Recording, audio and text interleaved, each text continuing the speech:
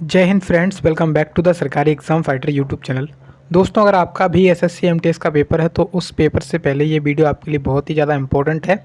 इस वीडियो हम लोग एसएससी में पूछे गए कुछ इंपॉर्टेंट क्वेश्चंस देखेंगे, क्योंकि वही क्वेश्चंस आपके ज़्यादा से ज़्यादा रिपीट हो रहे हैं और उनसे संबंधित इंपॉर्टेंट फैक्ट जो होंगे वो भी मैं आपको बताने वाला हूँ। तो आप लोग वीडियो को एंड तक देखिएगा, जिससे कि आपको कोई बेनिफिट मिल सके। देखिए, आज का जो पहला क्वेश्चन है उससे शुरुआत करते हैं और क्वेश्चन बहुत ही ज़्यादा शानदार क्वेश्चन है। क्वेश्चन में पूछा गया है कि निम्नलिखित में से कौन पश्चिम बंगाल का पारंपरिक नकाबपोश नृत्य है, यानी कि जो चेहरे को ढक कर के उस पर डांस किया जाता है, तो वो कौन सा नृत्य है? तो वो उसका आंसर हो जाएगा गंभीरा डांस। गंभीरा डांस कहाँ पे किया जाता है? पश्चिम बंगाल में। ठीक है, अब देखिए यहाँ पे चार ऑप्शन दिख रहे हैं आपको। एक तो जवारा दिख रहा है, गिद्दा दिख रहा है। ये कहाँ पर किया जाता है ये भी आपको पता होना चाहिए। तो ये जो गिद्दा है वो अपना पंजाब राज्य में किया जाता है। ठीक है, उसके बाद जो जवारा है वो मध्य प्रदेश राज्य में किया जाता है। इसको आप लोग ध्यान रखेंगे, ये क्वेश्चन आपसे पूछा जा सकता है। उसके बाद देखिए, अब हम कुछ इम्पोर्टेंट नृत्यों की बात कर लेते हैं। तो सबसे पहले देखिए, हम पंजाब राज्य की कुछ इम्पोर्टेंट देखेंगे। सबसे पहला यहाँ पे इम्पोर्टेंट है भांगड़ा, जो कि लगभग सभी लोगों को पता है, तो ये तो एग्ज़ाम वाला पूछेगा नहीं। उसके बाद यहाँ पे आपका आता है गिद्धा। तो गिद्धा डांस भी कहाँ पे किया जाता है? पंजाब में किया जाता है। नेक्स्ट आपके सामने है धूमल, डफ, धमान और नकूला, लुड्डी और जूली, धनकारा, सम्मी, किकली, जागो और तीजन और बागा। इनमें से आपको याद क्या क्या रखना है? यहाँ पे एक तो आप गिद्दा याद रखेंगे, उसी प्रकार से आप भांगड़ा याद रखेंगे, तीसरा आप लोग रखेंगे यहाँ पे बागा याद, और चौथा आप लोग रखिएगा यहाँ पे किकली याद। ठीक है, आप देखिए यहाँ पे कुछ इंपॉर्टेंट चीज़ें हैं जो कि आपको पढ़नी ज़रूरी हैं। जैसे कि जो भांगड़ा डांस है, भांगड़ा नृत्य है, किस दौरान किया जाता है? तो बैसाखी के दौरान इसकी प्रस्तुति की जाती है। तो इसको आप लोग ध्यान रख सकते हैं। अब देखिए, बैसाखी के दौरान किया जाता है इसे, तो इस वजह से ये इम्पोर्टेंट हो गया। उसके बाद देखिए, झूमर डांस है। झूमर डांस कहाँ पे किया जाता है? पुरुषों के द्वारा प्रस्तुत किया जाता है। यह धीमा तथा लयबद्ध नृत्य होता है। देखिए, एक तो अपना घूमर होता है, कौन सा? घूमर। और एक अपना है झूमर। ठीक है, तो झूमर अपना पंजाब में है, झूमर कहाँ पर है? पंजाब में, जबकि घूमर अपना राजस्थान में है। तो इनमें आपको कन्फ्यूज़न में नहीं आना है। नेक्स्ट आपके सामने जूली नृत्य। तो जूली एक धार्मिक नृत्य है जो पीर और गायन से जुड़ा हुआ है। नेक्स्ट आपके सामने है धनकारा नृत्य, जो कि गतका नृत्य भी कहा जाता है। तो गतका यहाँ पे जो डांस है उसको आप लोग याद रख सकते हैं, धनकारा या गतका। उसके बाद गिद्दा नृत्य को कहाँ पे किया जाता है? तो गिद्दा नृत्य को रिंग नृत्य भी कहा जाता है। ये रिंग नृत्य की क्या है? प्राचीन शैली से लिया गया है। किकली डांस को जोड़े में प्रस्तुत किया जाता है। तो यहाँ पे इन सब से एक चीज़ हो गई। अब आपके सामने है राजस्थान राज्य। तो राजस्थान के कुछ इंपॉर्टेंट हैं, उनसे संबंधित यहाँ पे आप लोग देख लीजिए। जो जो इम्पोर्टेंट रहेंगे वो यहाँ पे आपको मिलने वाले हैं। तेहर ताली नृत्य, ये पूछा गया है। तेहर ताली नृत्य महिलाओं द्वारा प्रस्तुत किया जाता है, इसको आप लोग ध्यान रखें, राजस्थान में होता है। चरी नृत्य भी महिलाओं के द्वारा किया जाता है। महिलाएं रोज़मर्रा की ज़िंदगी की खुशियों को प्रकट करती हैं। उसके बाद आपके सामने है कालबेलिया डांस। तो कालबेलिया डांस भी राजस्थान का सांप छछूंदर समुदाय है जो कालबेलिया नृत्य करता है। ठीक है, इसका आंसर यहाँ पे हो जाएगा। अब देखिए, मध्य प्रदेश का इम्पोर्टेंट है, इस वजह से मैंने मध्य प्रदेश लिया है। जो जो ऑप्शन में थे उसके लिए यहाँ पे सबसे पहले ये जवारा जो नृत्य है उसको आप लोग याद रख सकते हैं। मटकी नृत्य भी आप लोग याद रखेंगे। तो तीली डांस भी आप लोग याद रखेंगे। और मुरिया नृत्य भी, ये भी कहाँ पे किया जाता है? तो ये डांस भी अपना मध्य प्रदेश में किया जाता है। अब इम्पोर्टेंट पॉइंट हैं, इनको आप लोग पढ़ लेंगे। तो सबसे पहले यहाँ पे देखिए, मटकी नृत्य मालवा के क्षेत्र में किया जाता है। मालवा का एक सामुदायिक नृत्य है।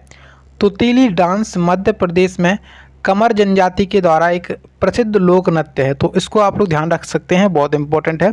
तुतीली नृत्य किस जनजाति के द्वारा किया जाता है? कमर जनजाति के द्वारा किया जाता है। नेक्स्ट आपके सामने है मुरिया डांस। तो मुरिया डांस लिंगोपेन जनजाति के फालिक देवता और घोटुल समाज के संस्थापक के लिए प्रार्थना करते हैं। तो ये चीज़ें यहाँ पे इम्पोर्टेंट लिखी हुई हैं, आप लोग इनको आराम से पढ़ेंगे और अच्छे से याद कर लीजिए। जवारा नृत्य विभिन्न क्षेत्र के लोग धान का जश्न मनाने के लिए करते हैं। देखिए, अगला क्वेश्चन आपसे पूछा गया था, बोला गया है क्वेश्चन में कि लाई हराओबा महोत्सव किस जनजाति के द्वारा मनाया जाता है। तो सबसे पहले देखिए इसकी बात करेंगे कि ये जो है ना वो किस राज्य में मनाया जाता है, तो उसकी भी चर्चा कर लेंगे। तो सबसे पहले तो ये जो लाई हराओबा है वो किस जनजाति के द्वारा मनाया जाता है, तो ये मनाया जाता है मेईतेई जनजाति के द्वारा। किसके द्वारा? मेईतेई जनजाति के द्वारा मनाया जाता है। अब हम देखें कि ये किस राज्य में मनाया जाता है। देखिए अगर बात करें हम इस डांस, ये वाला आपसे पूछा गया है कि लाई हरोबा डांस ये किस राज्य में मनाते हैं। आप लोग देख सकते हैं मणिपुर राज्य में इसे मनाया जाता है। इंपॉर्टेंट क्वेश्चन था और ये एसएससी ने पूछा है। उसके बाद आप लोग इसको याद रखेंगे, आओ सांग। आओ सांग ये भी कहाँ पे मनाया जाता है? मणिपुर में। कांग रथ यात्रा, कांग रथ यात्रा भी कहाँ पे होता है? ये त्यौहार है, मणिपुर का त्यौहार है। चेरी ब्लॉसम जो फेस्टिवल है ये तो लगभग सभी लोगों को पता होगा कि मणिपुर में मनाया जाता है। चुम्फा डांस जो है ना वो कहाँ पे किया जाता है? ये चुम्फा महोत्सव है ये, और ये कहाँ पे होता है? मणिपुर राज्य में होता है। अब मेघालय के कुछ इंपॉर्टेंट हैं, इनको एक बार पढ़ लें। मेघालय में एक तो बांग्ला फेस्टिवल मनाया जाता है, बांग्ला महोत्सव। एक आता है आपका नोंगक्रेम, नोंगक्रेम ये भी फेस्टिवल है, मेघालय में मनाया जाता है। स्ट्रॉबेरी महोत्सव ये भी कहाँ पे मनाते हैं? मेघालय राज्य में मनाते हैं। मिज़ोरम के कुछ इंपॉर्टेंट हैं, इनको ध्यान से पढ़ेंगे। मिज़ोरम में कौन कौन से? चाप चारकूट फेस्टिवल, चाप चारकूट फेस्टिवल, मीमकूट फेस्टिवल। देखिए यहाँ पे दोनों में कूट कूट लगा हुआ है, तो इससे आप लोग याद रख सकते हैं कि चाप चारकूट, मीमकूट ये कहाँ पे है? मिज़ोरम में। उसके बाद आपको थाल पवांग कूट, तो ये भी कहाँ पर है? ये भी मिज़ोरम में। तो तीनों जितने भी कूट वाले हैं आपको मिज़ोरम में मिलने वाले हैं। नेक्स्ट आपके सामने आता है नागालैंड। नागालैंड में हॉर्नबिल फेस्टिवल मनाया जाता है, नागालैंड में हॉर्नबिल फेस्टिवल मनाया जाता है। त्रिपुरा में भी मनाया जाता है, लेकिन मेनली आप लोग याद रखेंगे इसको नागालैंड में, ठीक है। उसके बाद मोआसू फेस्टिवल है, इसे भी नागालैंड में मनाते हैं। और एक आपके सामने है आंग मोंग, इसको भी कहाँ पे मनाते हैं? नागालैंड में मनाते हैं। अगला क्वेश्चन देखिए बहुत ही ज़्यादा बेहतरीन क्वेश्चन है, और क्वेश्चन में पूछा गया है भारत की संसद कितने सदनों में विभाजित है। तो ये क्वेश्चन आपका पॉलिटी से पूछा गया है। तो भारत की जो अपनी संसद है वो देखिए जैसे यहाँ पे अपनी क्या है? संसद, ठीक है। ये अपनी संसद है, ये 2 सदनों में डिवाइड है। एक तो अपनी लोकसभा आती है और एक आती है अपनी राज्यसभा, ठीक है। एक अपनी लोकसभा और एक अपनी राज्यसभा, इसके अंदर ये क्या है? विभाजित है। अगर संसद की चर्चा करें तो इसकी चर्चा अनुच्छेद नंबर 79 में है। अगर राज्यसभा की चर्चा करें तो इसकी चर्चा अनुच्छेद 80 में है, और अगर लोकसभा की चर्चा करें तो इसकी चर्चा अनुच्छेद 81 में है, ठीक है। अब आपसे क्वेश्चन में ये पूछता है कि लोकसभा का सदस्य बनने के लिए आपकी न्यूनतम उम्र कितनी होनी चाहिए। तो लोकसभा का सदस्य बनने के लिए आपकी न्यूनतम उम्र 25 साल होनी चाहिए, जबकि राज्यसभा के लिए आपकी उम्र होनी चाहिए 30 साल, ठीक है। उसके बाद आपसे क्वेश्चन पूछता है कि इसका कार्यकाल और इसका कार्यकाल कितना है। तो लोकसभा का कार्यकाल होता है 5 वर्ष का, जबकि राज्यसभा क्या होती है? अपनी अस्थायी होती है। राज्यसभा क्या होती है? राज्यसभा जो है वो स्थायी सदन है, जबकि लोकसभा क्या है? अस्थायी सदन है। मतलब राज्यसभा भंग नहीं की जा सकती है, तो इसका कार्यकाल भी अनंत समय तक रहेगा। लेकिन इसमें बैठने वाले जो अपने मेंबर होते हैं, सदस्य होते हैं, राज्यसभा के सदस्य होते हैं, उनका कार्यकाल रहता है 6 वर्ष का। कितना होता है? उनका कार्यकाल 6 वर्ष का होता है। तो कन्फ्यूज़न में नहीं आना है। अगर आपसे पूछा है कि राज्यसभा के सदस्यों का कार्यकाल बताइए, तब आप लगाएंगे 6 वर्ष, और राज्यसभा का कार्यकाल कोई निश्चित कार्यकाल नहीं होता है इसका, ठीक है।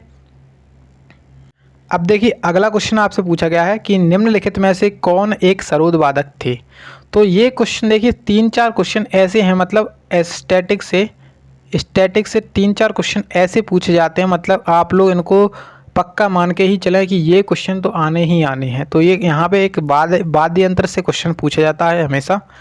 यहाँ पे इनसे पूछा गया है कि सरोद वादन में बताइए कि कौन से वादक हैं। तो सरोद वादन यहाँ पे हम बता चुके हैं पिछले वीडियोस में भी, और इस वीडियो में बताने वाले हैं। तो बुद्ध देव दास गुप्ता जो है ना, इनका संबंध किससे है? सरोद वादन से है। इसके बाद आपके सामने है भजन सोपारी और शिव कुमार शर्मा, इनका संबंध किससे है? संतूर वादन से, ठीक है। संतूर वादन से भजन सोपारी और शिव कुमार शर्मा का संबंध है, ठीक है। अब देखिए सरोद वादन में कुछ इंपॉर्टेंट नाम हैं जिसको आप लोग याद रख सकते हैं। तो ये क्वेश्चन तो आपसे पूछा गया है कि बुद्ध देव दास गुप्ता, इनका संबंध किससे है? सरोद वादन से है। अब आपसे पूछा जा सकता है कि राजीव तारानाथ का संबंध किससे है, तो इनका संबंध भी अपना सरोद वादन से है। सरोद वादन में फेमस नाम कौन कौन से हैं, तो अमजद अली खान, अमजद अली खान और इनके दो लड़के जिनका नाम, एक का नाम है अमान अली खान और एक का नाम है अयान अली खान।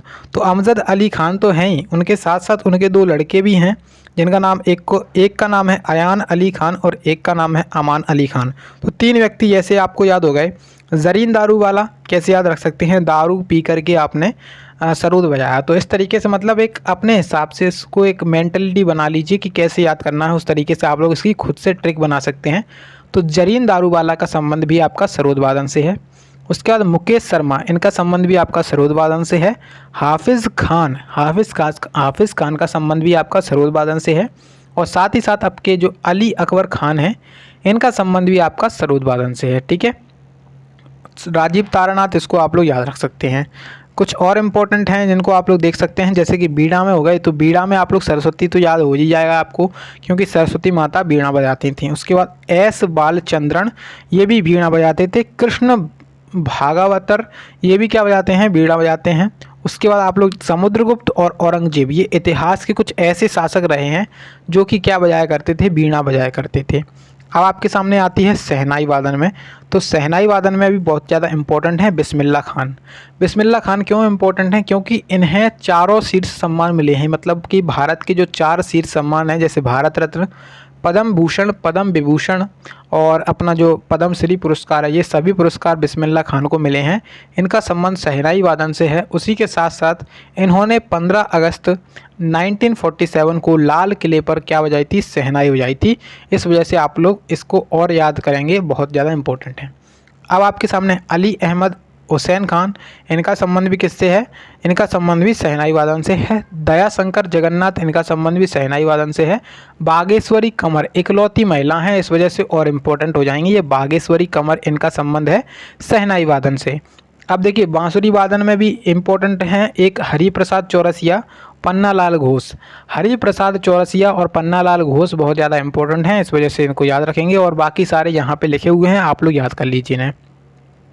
सितार वादन में कौन कौन से हैं, सितार वादन में पंडित रविशंकर हैं। इनके लिए इनकी एक आत्मकथा है, ऑटोबायोग्राफी है, जिसका नाम है माई लाइफ माई म्यूज़िक। इस वजह से और इम्पोर्टेंट है। पंडित रविशंकर का संबंध कैसे है, सितार वादन से। इन्हें भारत रत्न 1999 में मिला है। पद्म विभूषण इन्हें 1981 में मिला है और पद्म भूषण पुरस्कार 1967 में मिला हुआ है। उमाशंकर मिश्र का भी संबंध है सितार वादन से। और बुद्धादित्य का संबंध भी किससे है, बुद्धादित्य मुखर्जी, इनका संबंध भी सितार वादन से है। नेक्स्ट आपके सामने है तबला वादन में। तो तबला वादन में अल्लाह रखा खान, जाकिर हुसैन क्यों याद रखेंगे आप लोग जाकिर हुसैन को, कि जाकिर हुसैन सबसे कम उम्र में पद्मश्री पुरस्कार इन्हें 1988 में मिला है। पद्म भूषण पुरस्कार इन्हें 2002 में मिला है। तो जाकिर हुसैन ऐसे तबला वादक हैं जिन्हें सबसे कम उम्र में पद्म पुरस्कार से सम्मानित किया गया था। ठीक है, और बाकी सारे नाम यहाँ पे लिखे हुए हैं, आप लोग इनको अच्छे से पढ़ लें। वीडियो लंबी हो जाएगी, इस वजह से मैं आपको बता नहीं रहा हूँ। इसकी PDF आपको मेरे टेलीग्राम चैनल पर मिल जाएगी। टेलीग्राम का नाम है सरकारी एग्ज़ाम फाइटर और लिंक आपको डिस्क्रिप्शन बॉक्स में मिल जाएगी। अब देखिए अगला प्रश्न आपसे पूछा गया था, निम्नलिखित में से कौन 2019 में पद्मश्री प्राप्त करने वाली पहली विपरीत लिंगी यानी कि ट्रांसजेंडर भरतनाट्यम नर्तकी थी। तो इनका नाम था नर्तकी नटराज। इनका नाम क्या था, नर्तकी नटराज। इंपॉर्टेंट क्वेश्चन है, इस वजह से मैंने लाया है। करंट अफेयर्स का नहीं था, लेकिन यहाँ पे ये पहली विपरीत लिंगी यानी कि ट्रांसजेंडर भरतनाट्यम नर्तकी थी जिन्हें पद्मश्री पुरस्कार प्राप्त हुआ था। इस वजह से ये क्वेश्चन 2022 की परीक्षा में पूछा गया था, जबकि करंट कब का है, 2019 का। तो आप लोग देख सकते हैं कि जैसे मेनली तो क्या होता है, मुश्किल से कम 6 से 7 महीने का करंट अफेयर्स पूछा जाता है एग्ज़ाम के पहले का, लेकिन इसमें 2 साल 3 साल पहले का पूछा गया है। इसका मतलब ये है कि ये क्वेश्चन इंपॉर्टेंट है, इस वजह से पूछा था इन्होंने। तो ये पहली महिला ट्रांसजेंडर थी, ये नर्तकी थी, भरतनाट्यम से संबंधित थी और इनका नाम है नर्तकी नटराज। ठीक है, नेक्स्ट प्रश्न देखिए। नेक्स्ट आपसे क्वेश्चन बोला गया है कि मेगास्थनीज एक राजदूत था जिसे कहाँ के शासक द्वारा किसके दरबार में भेजा गया था। तो मेगास्थनीज जो है ना, वो एक यूनानी शासक का राजदूत था। मेगास्थनीज यूनानी शासक जो सिकंदर था उसका राजदूत था। और यहाँ पे मेगास्थनीज चंद्रगुप्त के दरबार में आया था, यूनान से आया था। तो यहाँ पे आंसर इसका हो जाएगा ऑप्शन नंबर 2, यानी कि यूनानी राजदूत यूनानी शासक के द्वारा उसे भेजा गया था। कहाँ पे गया था वो? चंद्रगुप्त मौर्य के दरबार में भेजा गया था। मेगास्थनीज की एक पुस्तक है जिसका नाम है इंडिका। इंडिका इसकी एक पुस्तक का नाम है, इसको आप लोग ज़रूर याद रख सकते हैं। अब देखिए नेक्स्ट क्वेश्चन को, और इसमें आपसे बोला गया है कि निम्नलिखित में से कौन सा उपन्यास E.M. फोस्टर के द्वारा लिखा गया है। E.M. फोस्टर के द्वारा यहाँ पे a passage to India, a passage to India जो है ना एक उपन्यास है, ये किसके द्वारा लिखा गया है? E.M. फोस्टर के द्वारा लिखा गया है। इम्पोर्टेंट उपन्यास है, इसको आप लोग याद रख लीजिए। अब देखिए आपके सामने अगला क्वेश्चन है, और इस क्वेश्चन में आपसे बोला गया है कि भारतीय संविधान का निम्नलिखित में से कौन सा अनुच्छेद जीवन और व्यक्तिगत स्वतंत्रता की सुरक्षा प्रदान करता है। तो अगर आपसे देखिए यहाँ पे स्वतंत्रता शब्द दे दिया गया है, तो आपको एक चीज़ याद होनी चाहिए कि स्वतंत्रता का अधिकार, स्वतंत्रता का अधिकार यहाँ पे क्या होता है? एक मौलिक अधिकार होता है। और आप लोग जानते हैं कि मौलिक अधिकार अनुच्छेद 12 से लेकर अनुच्छेद 35 तक हैं। तो बस अगर आप लोग इतना भी जानते और आपको इतना नहीं पता होता कि जीवन और व्यक्तिगत स्वतंत्रता, इतना नहीं पता है आपको कि किस अनुच्छेद में है, लेकिन अगर आपको ये पता है कि जो ये इतना जो है ना वो मौलिक अधिकार के अंतर्गत आएगा, और मौलिक अधिकार अनुच्छेद 12 से 35 में है। अब हमारी किस्मत यहाँ पे अच्छी थी, अगर हमें पता है तो ऑप्शन भी कुछ ऐसे ही दिए गए हैं। अनुच्छेद 250 ये हो नहीं सकता क्योंकि 12 से 35 के बीच में होगा इसका आंसर। अनुच्छेद 57 भी नहीं होगा, अनुच्छेद 370 भी नहीं होगा, अनुच्छेद 21 करेक्ट आंसर हो जाएगा इस क्वेश्चन का। बहुत ही ज़्यादा आसान क्वेश्चन है, मतलब जिसने पढ़ा होगा उसके लिए आसान है, और जिसने नहीं पढ़ा होगा तो उसके लिए क्वेश्चन तो कठिन होने वाला है। ठीक है, तो व्यक्तिगत और जीवन जीने की स्वतंत्रता का अधिकार किस में है? आर्टिकल 21 में दिया गया है। इसके साथ ही साथ आप लोग आर्टिकल नंबर 20 को याद कर सकते हैं। आर्टिकल 21 हो गया। आर्टिकल 19 में क्या है? तो आर्टिकल 19 में विभिन्न प्रकार की स्वतंत्रताओं के बारे में वर्णन किया गया है। जैसे कि 19 का 1 है, उसमें बोला गया है कि जैसे व्यक्ति कोई है उसमें पुतला जलाने की स्वतंत्रता, सभा करने की स्वतंत्रता, इस तरीके की स्वतंत्रताएं हैं। तो 19 जो आर्टिकल है उसमें विभिन्न प्रकार की स्वतंत्रताओं का उसमें वर्णन किया गया है। अगले प्रश्न की तरफ ध्यान दीजिए, और इसमें आपसे बोला गया है कि यदि किसी व्यक्ति ने जनगणना से पूर्व वाले वर्ष में कितने महीनों से कम समय तक के लिए काम किया है, तो उसे सीमांत रोजगार यानी कि मार्जिनल एम्प्लॉयमेंट वाला व्यक्ति कहा जाएगा। तो 6 महीने यहाँ पे इसका आंसर होगा। यानी कि यदि कोई व्यक्ति जनगणना से पूर्व यानी कि जनगणना से पूर्व वाले वर्ष में, यानी कि 2021 में जैसे जनगणना हो रही है, तो उसके पहले 2020 में उसने 6 महीने से कम समय तक के लिए काम किया है, तो उसे क्या कहा जाएगा? सीमांत रोजगार वाला व्यक्ति कहा जाएगा, यानी कि मार्जिनल एम्प्लॉयमेंट वाला व्यक्ति कहा जाएगा। अगले प्रश्न की तरफ ध्यान देंगे, और इसमें आपसे पूछा गया है कि निम्नलिखित में से किन यौगिकों को एलिफैटिक यौगिक के रूप में भी जाना जाता है। तो एलिफैटिक यौगिक कौन से यौगिक होते हैं? अचक्रीय यौगिक। आंसर इसका हो जाएगा ऑप्शन 2, जो कि इसका क्या होगा? बिल्कुल सही आंसर हो जाएगा। ठीक है, अब देखिए नेक्स्ट क्वेश्चन आपसे पूछा गया था, इसमें बोला जा रहा है कि निम्नलिखित में से कौन सा पारिस्थितिकी तंत्र के अजैविक घटक का उदाहरण नहीं है। तो आंसर इसका हो जाएगा पशु। आंसर इसका क्या हो जाएगा? पशु। क्योंकि देखिए यहाँ पे सभी चीज़ें आपको, एक तो ऑप्शंस के हिसाब से भी आपको करना होता है, यहाँ पे सभी चीज़ें क्या हैं? प्राकृतिक हैं। वर्षा क्या है? प्राकृतिक। पवन भी प्राकृतिक है, और पशु भी प्राकृतिक है। जबकि ये क्या है? यहाँ पे आप लोग इसको देखें, ये जीवित प्राणी है पशु, तो इस वजह से अजैविक घटक का उदाहरण नहीं है। इसका आंसर क्या है? पशु इसका आंसर है, क्योंकि पशु क्या है? जैविक घटक है, जबकि ये तीनों ऑप्शन क्या हैं? अजैविक घटक हैं। अब देखिए अगला क्वेश्चन, और इसमें आपसे बोला गया है फरवरी 2022 तक की जानकारी के अनुसार निम्नलिखित में से किसे यूजीसी के अध्यक्ष के रूप में नियुक्त किया गया है। यूजीसी का मतलब क्या है यहाँ पे? तो यूजीसी का मतलब होता है यूनिवर्सिटी ग्रांड कमीशन। क्या होता है यूजीसी का मतलब? University grand commission. अब इसके अध्यक्ष की बात की जाए तो इसके वर्तमान में अध्यक्ष कौन है? तो ये क्वेश्चन इंपॉर्टेंट है, और ये जो 2022 के अनुसार है, और ये अभी वर्तमान में भी इसी के अध्यक्ष हैं। तो यूजीसी की स्थापना कब हुई थी? तो इसकी बात करें, इसकी स्थापना हुई थी 1953 में। 1953 में इसकी स्थापना हुई थी, और इसके अध्यक्ष कौन है? एम जगदीश कुमार इसके अध्यक्ष हैं। आप लोग इसको ध्यान रखेंगे, बहुत ज़्यादा इम्पोर्टेंट है। अब आपसे क्वेश्चन पूछ सकता है कि यूजीसी की स्थापना किसने की थी? तो इसकी स्थापना जो है ना, वो अपने पहले शिक्षा मंत्री जो थे मौलाना अबुल कलाम आज़ाद, इनके द्वारा इसकी स्थापना करी गई थी। स्थापना हुई थी 1953 में। और इसके लिए अधिनियम एक्ट कौन सा आया था? एक्ट आया था 1956 का। तो 1956 का एक्ट आया था इसके लिए, ठीक है। अब देखिए अगले प्रश्न में आपसे बोला गया है, मुगल बादशाह औरंगजेब ने अपनी पत्नी दिलरस बानो बेगम की याद में किस मुगल स्मारक का निर्माण करवाया था? तो बीबी का मकबरा जो है ना, इसका निर्माण कराया था। और अब आप लोग मुझे कमेंट बॉक्स में ये बताएंगे कि बीबी का मकबरा कहाँ पर स्थित है? बीबी का मकबरा कहाँ पर स्थित है? ताजमहल, रानी की बाव और बीबी क्रम ट्रम्ब, ये सभी चीज़ें आप लोग बताएंगे कि कमेंट बॉक्स में कि कहाँ कहाँ पर स्थित हैं। अब देखिए अगला प्रश्न आपसे बोला गया है कि मनु ने एक ऐसे समुद्र के बारे में लिखा है जो इतना खारा है कि उसमें डूबना बहुत कठिन है। तो इस समुद्र का नाम बताइए। अब देखिए ऐसा कौन सा समुद्र है जिसमें कोई भी व्यक्ति डूबता नहीं है? तो आंसर इसका हो जाएगा मृत सागर। मृत सागर ही इसका आंसर है।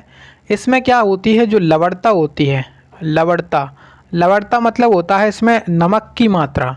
तो नमक की मात्रा इसमें सबसे ज़्यादा है। इस वजह से ये जो समुद्र है इसमें कोई व्यक्ति है वो क्या डूबता नहीं है। इसके ऊपर अगर कोई व्यक्ति इसमें कूदता है तो उसके ऊपर ही तैरता रहेगा, लेकिन उसमें डूबेगा नहीं, ठीक है। इस वजह से राइट आंसर आपका मृत सागर हो जाएगा। अगले प्रश्न की तरफ ध्यान दीजिए और क्वेश्चन आपका आया है हिस्ट्री से। इसमें पूछ रहे हैं कि निम्नलिखित में से कौन अकबर के नवरत्नों में से एक नहीं थे? तो अकबर के नवरत्न की बात हो रही है। अकबर के दरबार में 9 रत्न हुआ करते थे, उनमें से एक नहीं थे। यहाँ पे राणा अमर सिंह इसका आंसर है। जबकि अबुल फजल, राजा टोडरमल, राजा मान सिंह ये सभी थे। इन्हीं के साथ साथ अपने मुल्ला दो प्याजा हो गए, बीरबल हो गए, तानसेन हो गए, ये सभी क्या हैं? अकबर के दरबार के 9 रत्नों में शामिल हैं। जबकि राणा अमर सिंह इसमें शामिल नहीं थे। अगले प्रश्न की तरफ ध्यान देंगे। किस कह रहा है कि निम्नलिखित भारतीय स्वतंत्रता सेनानियों में से किसकी हत्या कर दी गई थी? तो नाना साहेब, जवाहरलाल नेहरू, बाल गंगाधर तिलक। तो इनमें से सबसे ज़्यादा जो है ना हत्या किसकी करी गई है? महात्मा गांधी की। महात्मा गांधी की हत्या कब कर दी गई थी? तो 30 जनवरी 1948 को महात्मा गांधी की हत्या किसने की थी? नाथूराम गोडसे ने, ठीक है। नाथूराम गोडसे के द्वारा इनकी गोली मार करके हत्या कर दी गई थी। इस वजह से राइट आंसर आपका महात्मा गांधी इसका करेक्ट आंसर है। अगले प्रश्न की तरफ ध्यान देंगे। कह रहा है कि तोते निम्नलिखित में से किस वर्ग से संबंधित हैं? तो देखिए जो तोता होता है वो किस वर्ग का होता है? एबीज वर्ग का होता है। ऑप्शन 4 क्वेश्चन का करेक्ट आंसर है। नेक्स्ट की तरफ ध्यान देंगे, क्वेश्चन इंपॉर्टेंट है। कह रहा है कि MICR में R का पूर्ण रूप क्या है? तो देखिए जो R होता है, सबसे पहले तो हम इस पूरे की बात कर लेते कि MICR का फुल फॉर्म है क्या। तो इसका फुल फॉर्म होता है magnetic ink character recognition. Magnetic ink character recognition इसका फुल फॉर्म है। तो यहाँ पे R का मतलब हो जाएगा रिकॉग्निशन। तो इस वजह से राइट आंसर आपका ऑप्शन नंबर 4 हो जाएगा इस क्वेश्चन का। चलिए अब नेक्स्ट क्वेश्चन की तरफ ध्यान दीजिए। क्वेश्चन आपका हिस्ट्री से पूछा गया है। बोला जा रहा है क्वेश्चन में कि साइमन कमीशन के संबंध में निम्नलिखित में से कौन सा कथन सही है? तो सबसे पहला कह रहा है कि 1927 में इंग्लैंड में ब्रिटिश सरकार ने भारत के राजनीतिक भविष्य को तय करने के लिए लॉर्ड साइमन की अध्यक्षता में एक आयोग भेजने का फैसला किया। दूसरा कह रहा है कि आयोग में कोई भारतीय प्रतिनिधि नहीं था। तो यहाँ पे दोनों चीज़ें क्या हैं? बिल्कुल सही हैं। तो आंसर इसका हो जाएगा ऑप्शन नंबर 4, क्योंकि 1927 में इंग्लैंड में ब्रिटिश सरकार ने भारत की राजनीतिक भविष्य को तय करने के लिए जो लॉर्ड साइमन था उसकी अध्यक्षता में एक आयोग भेजने का फैसला किया, और इस आयोग में कोई भी भारतीय प्रतिनिधि नहीं था। अब अगले क्वेश्चन की तरफ ध्यान दीजिए। कह रहा है कि निम्नलिखित में से कौन सा भारत में बेरोजगारी का कारण नहीं है? तो बेरोजगारी का कारण नहीं है यहाँ पे धीमी आर्थिक वृद्धि, श्रम बल में वृद्धि, बुनियादी ढांचे का विकास में अभाव और आवासीय सुविधाओं का अभाव। तो आंसर इसका क्या हो जाएगा? ऑप्शन नंबर 4 इसका बेरोजगारी का कारण कौन सा नहीं है? आवासीय सुविधाओं का अभाव। नेक्स्ट की तरफ चलेंगे। इसमें आपसे बोला गया कि फील्ड हॉकी में साइन लाइन की लंबाई कितनी होती है? तो फील्ड हॉकी जो होता है उसके अंदर साइन लाइन की लंबाई कितनी होती है? 91.4 मीटर। 91.4 मीटर इसकी लंबाई होती है। आंसर ऑप्शन नंबर 4 हो जाएगा। अब अगले क्वेश्चन की तरफ ध्यान देंगे। क्वेश्चन कह रहा है कि HVJ पाइपलाइन किस राज्य से होकर के गुजरती है? तो आप आंसर हो जाएगा यहाँ पे कर्नाटक। कर्नाटक से होकर के इसे मतलब ये कर्नाटक से होकर के गुजरती है। आंसर इसका क्या हो जाएगा? कर्नाटक। ठीक है, चलिए अब लास्ट क्वेश्चन आपसे पूछा गया है। बोला गया है कि निम्नलिखित में से कौन सा भारत का एकमात्र सक्रिय ज्वालामुखी द्वीप है? तो सक्रिय ज्वालामुखी आपसे पूछा जाए, देखिए भारत में 2 ज्वालामुखी हैं। कौन से हैं? एक तो आपका हो गया बैरन, कौन सा? बैरन ज्वालामुखी, बैरन द्वीप पर है। और एक आपका हो गया, एक तो आपका बैरन हो गया, एक हो गया आपका नारकोंडम। कौन सा? नारकोंडम। तो नारकोंडम और बैरन 2 ज्वालामुखी हैं, जबकि जो बैरन ज्वालामुखी है भारत का एकमात्र सक्रिय ज्वालामुखी है। सक्रिय का मतलब ये होता है जिससे साल दर साल यानी कि प्रत्येक साल में कभी ना कभी एक ना एक बार क्या हो जाए, उसमें से ज्वालामुखी लावा बाहर निकल आए। जबकि सुषुप्त ज्वालामुखी वो होता है जिसमें से लावा बाहर नहीं निकला है कई सालों से। ठीक है, मृत ज्वालामुखी क्या होता है जिसमें लगभग 50 साल हो गए हैं, 50 से 60 साल, जिसमें अभी तक मतलब उसमें विस्फोट नहीं हुआ है, तो उसे मृत ज्वालामुखी कहा जाता है। सक्रिय ज्वालामुखी तो हो गया जिसमें प्रत्येक साल कभी ना कभी तो मतलब उसमें क्या होता रहता है, उसमें विस्फोट होता रहता है। तो यहाँ पे इसका आंसर हो जाएगा बैरन द्वीप पर क्या है? बैरन ज्वालामुखी है। आंसर इसका ऑप्शन नंबर 2 हो जाएगा। अंडमान निकोबार में स्थित है ये। ठीक है, तो आज के क्वेश्चन समाप्त हो चुके हैं। आई होप कि आप सभी लोगों ने अभी तक सारे क्वेश्चंस देखे होंगे और जो उसके साथ मैंने एक्स्ट्रा फैक्ट बताए हैं उनको ज़रूर ध्यान रखेंगे, वो भी आपके एग्ज़ाम के लिए इंपॉर्टेंट हैं। अगर आप किसी भी एग्ज़ाम की तैयारी कर रहे हैं उन सभी के लिए एग्ज़ाम के लिए इंपॉर्टेंट रहेंगे ये। ठीक है, अगर आपको वीडियो पसंद आई है वास्तव में तो वीडियो को आप लोग लाइक कर देंगे, दोस्तों के साथ शेयर कर देंगे और चैनल को आप लोग सब्सक्राइब भी कर लेंगे इसी प्रकार के वीडियोज़ के लिए।